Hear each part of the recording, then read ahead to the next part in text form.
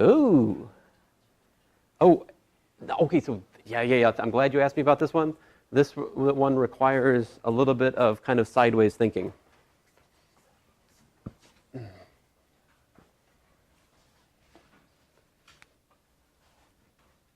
How do you, if you wanted to graph x equals to the sine of y, how would you do it?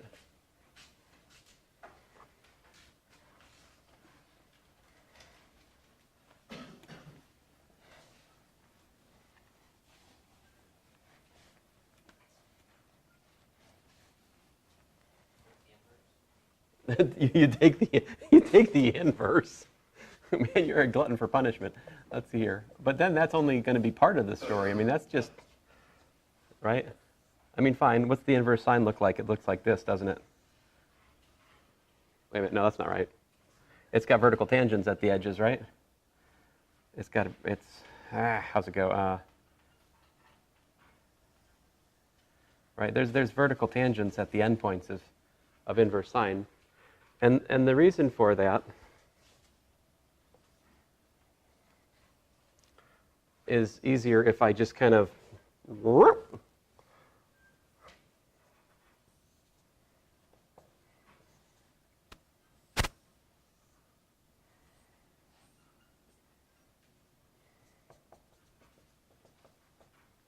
I don't know if you guys think about this or not, but the inverse sine graph is just the graph of sine. Like that. Just, I don't know. Okay, anyway. The reason I'm saying this is that this problem involves a similar kind of idea. So problem 118, we're looking at, oh, and I've already kind of set you up. I haven't asked this question in the nastiest way possible. My bad. Dx dy plus 3y squared x equals to secant squared y.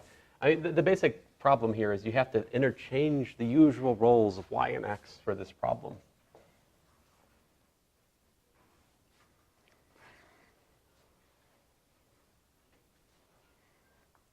Now, we could put this into standard form, all right? One way you could do this, you could be like, oh, okay, then dx dy equals to dx dy plus 3 over y x equals to secant squared y over y cubed, right?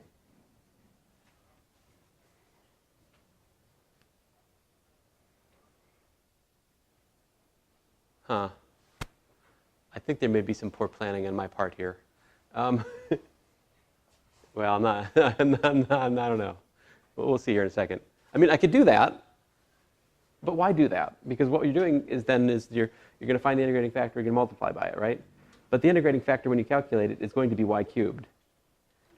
So find the integrating factor, and you'll get back right to there. So why not just stay there and do the product rule? Reverse product rule, what is this? d dy of what?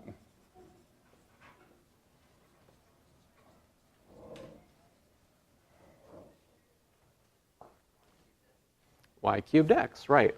And then what do? Goodness, if I write much more, I'll solve this problem. Take the integral of both sides, solve for y. I mean, solve for what? Solve for x. So this gives us x as a function of y. The weirdness here, of course, is just that we're looking at x as a function of y. I mean, we do so much of our thinking we do with y as a function of x, right? But that's just a quirk of our notation, right? Because people like to think about things up and down rather than left and right. You know? What's the integral of secant squared? Asks a lost student on the final of Calculus 2. Tangent, right. If you forget this, that's bad. I know because I've done it. And then, how do you integrate this? How do you integrate this? And then, oh, I should not try to do math when I'm so sleepy, you know? Yeah, this is an elementary integral. Integral of this is tangent. So integrate both sides, solve for x. That's pretty much all there's left to do. Other questions? Yep. Problem 111, what method? I was asked before class if I'm providing a solution to the math battle. That is my intention, right?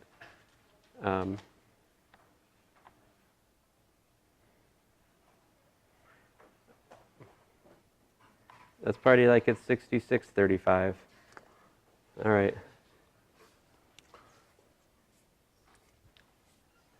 Everyone wear their top hats. Oh, you want to separate and integrate. The integral in y is 1 over y plus 1 squared. So that's just a u equals y plus 1 substitution. The integral of the y term is just minus 1 over y plus 1. On the right-hand side, you'll have the integral of dx over x squared plus 3x plus 2. And that factors into x plus 1 times x plus 2. So you do partial fractions on that. You get logs. And then after all of that, you got to solve for y. That's it. Yeah. So what do we do tomorrow? More of this, right?